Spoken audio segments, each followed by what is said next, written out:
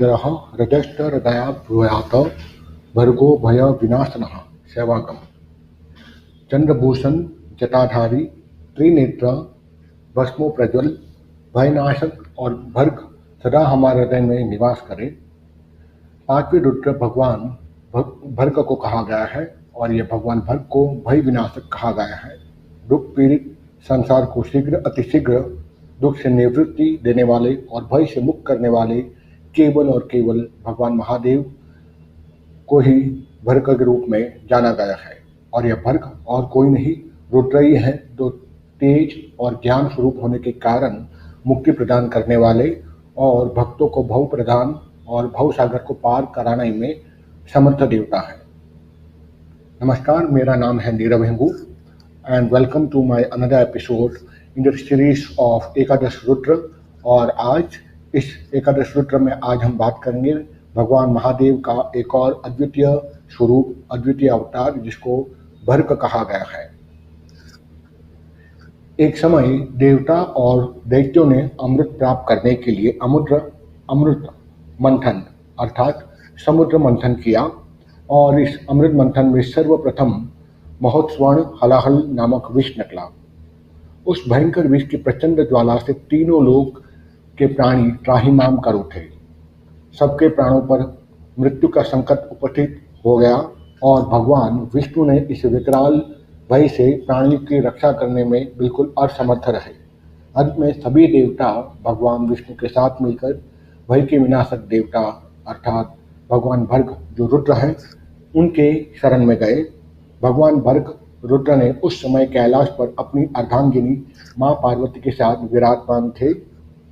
देवताओं ने साष्टांग प्रणाम करके उनसे कहा, हे महादेव, समुद्र से निकले हुए उस कालकूट विष को भयंकर ज्वाला से हम देवताओं सहित समस्त सृष्टि के समस्त प्राणियों को भस्म होने से बचा लीजिए।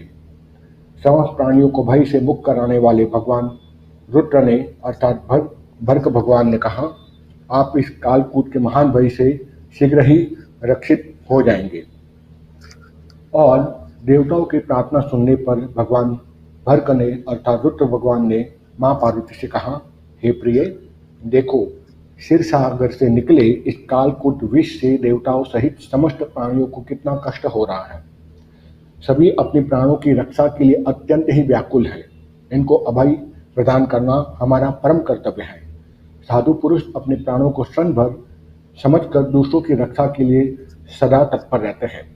अतः इस भय से सृष्टि की प्राणियों के मुक्त करने के लिए मैं स्वयं इस भयंकर विष का पान करूंगा। ऐसा कहकर करुणा निधान भगवान रुद्र दिशाओं में व्याप्त उस हलाहल विष को हथेली पर रखकर पान करने लगे और वह हलाहल विष भगवान रुद्र के कंठ में नील वर्ण धारण कर भगवान शंकर का आभूषण बन गया। तभी से ही भगवान महादेव को नीलकंठ भी कहते हैं। परोपकार के लिए समस्त कल्याण के और आत्मत्याग के कारण भगवान रुद्र के इस पांचवें स्वरूप का नाम भर्ग रुद्र माना गया है या भर्ग अवतार माना गया है। विष की ज्वाला को शांत करने के कारण उन्होंने समुद्र से निकले चंद्रमा को भी अपने मस्तक पर धारण किया।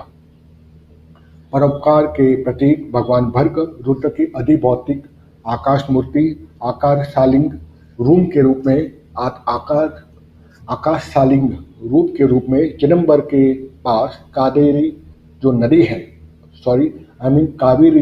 है वहाँ पर स्थित है। यहाँ प्रधान मंदिर में कोई भी मूर्ति नहीं है और एक दूसरे मंदिर में तांडव नृत्यकारी चिम्बकेश्वर नटराज की मनोरम मूर्ति यहाँ विद्यमान है। चिदंबर का अर्थ है चित यानी कि ज्ञान और अंबर यानी कि आकाश, यानी जो ज्ञान रूपी जो आकाश है उसको चिदाकाश कहते हैं। और बगल में ही एक मंदिर है जिसमें शेषशाही भगवान विष्णु के दर्शन भी होते हैं। शंकर जी के मंदिर में सोने से बना हुआ एक बड़ा सा दक्षिणामूर्ति का शंख रखा गया है। आपको पता होना चाहिए कि दक्षिणामूर्ति शंख ये साक्षात लक्ष्मी का प्रतीक है। पर यहाँ पर जो लिखा गया है, जो बताया गया है मंदिर में कि दक्षिणावर्त जो शंख है, इसमें जो वहाँ जो उसकी प्रोनाउंसिएशन है वो है दक्षिणावर्त शंख, पर उसको शास्त्रों में कहीं पर दक्षिणवर्ती शंख भी कहा गया है, जो लक्ष्मी का पूर्ण रूप माना गया है और जिसको साधना या पूजा करने से अपार समृद्धि प्राप्त होती है। तो यह दक्षिणावर्त शंख जो रखा हुआ है उसे गजमुक्ता, उसे नागमणि और एकामुखी रुद्राक्ष की भांति अमूल्य और अलभ्य माना गया है। मंदिर में एक और पर्दा भी रखा गया है और पर्दा उठाकर दर्शन करने से स्वर्ण निर्मित कुछ मालाएं भक्तों को दृष्टिगोचर होती है। यही भगवान रुद्र का आकाश शालिंग माना गया है। वैसे तो भगवान रुद्र का स्थान चिदाकाश भी कहा गया है, जो कि शिव का जो स्वरूप है। चिदाकाश यानी जिसका कोई आकार नहीं होता, वो भी एक स्वरूप है। भगवान शिव का यतिनाथ और हंस नामक अवतार का धारण करना। अंबुलाचल नामक पर्वत के समीप एक भील रहता था। उनका नाम आहुक था। उनकी पत्नी को लोग आहुका कहते थे। वह उत्तम व्रत का पालन करने वाली थी। वे दोनों पति पत्नी महान शिव भक्त थे। एक दिन वह भील अपनी पत्नी के साथ आहार की खोज में दूर चला गया। उसी समय संध्या काल में भील की परीक्षा करने के लिए भगवान महादेव सन्यासी का स्वरूप धारण करके उनके घर आए। इतने में ही वह भील अपने घर वापस आ गया और उसने बड़े ही प्रेम से यतिराज यानी उस सन्यासी का पूजन किया। यतिराज सन्यासी को भी कहा जाता है। और उस यतिराज ने भील की परीक्षा करने के लिए उससे कहा, तुम आज की रात अपने यहाँ रहने के लिए मुझे स्थान दे दो। सवेरा होते ही मैं चला जाऊंगा, तुम्हारा कल्याण हो। भील बोला, स्वामी जी आप ठीक कहते हैं, यद्यपि मेरे घर में मात्र 2 आदमियों का रहने के लिए योग्य ही स्थान है, फिर भी आपका रहना कैसे हो सकता है। भील की बात सुनकर स्वामी रूप में भगवान शंकर जाने को तैयार हो गए, यानी प्रस्थान करने को तैयार हो गए। तब भील ने कहा, हे प्राणनाथ, घर आए हो तो यहीं रुकिए। हे प्राणनाथ, घर आए हुए इस अतिथि को वापस न लौट जाने दीजिए। ठीक है, क्योंकि कोई भी अतिथि या सन्यासी अगर लौट जाता है तो उस गृहस्थ की और गृहस्थ धर्म की हानि होती है। यह सोचकर भील की पत्नी उन्होंने भील से कहा कि इनको सुखपूर्वक घर में भीतर बिठा दीजिए, मैं अस्त्र शस्त्र लेकर बाहर खड़ी हूँ। पत्नी की बात सुनकर भील ने उस स्त्री को बाहर रखना उचित न समझकर स्वयं ही बाहर खड़े रहने का निर्णय लिया और उस स्वामी सन्यासी यानी शंकर को घर के भीतर ठहरा कर वह स्वयं बाहर खड़ा होकर पहरा देने लगा। रात में हिंसक पशुओं को उसने मार खा डाला मतलब मार डाला। और इस घटना को देखकर सन्यासी को बड़ा दुख हुआ। उस सन्यासी शिव को दुखी होते देखकर भीलनी यानी कि भील की जो पत्नी है उन्होंने कहा, स्वामी जी आप दुखी ना होइए, भीलराज अपने कर्तव्य का पालन ही करते हैं और इसी पालन करने में वे अपना बलिदान दे दिया है। यह धन्य और कृतार्थ हो चुके हैं। मैं चिता की आग जलकर अनुसरण करूंगी।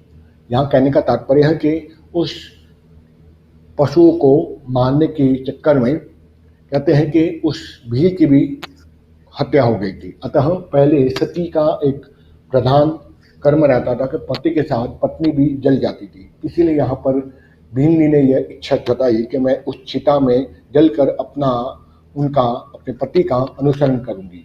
आप प्रसन्नतापूर्वक मेरे लिए एक चिता तैयार कर दीजिए। सन्यासी ने उस भीलनी के लिए चिता की व्यवस्था कर दी।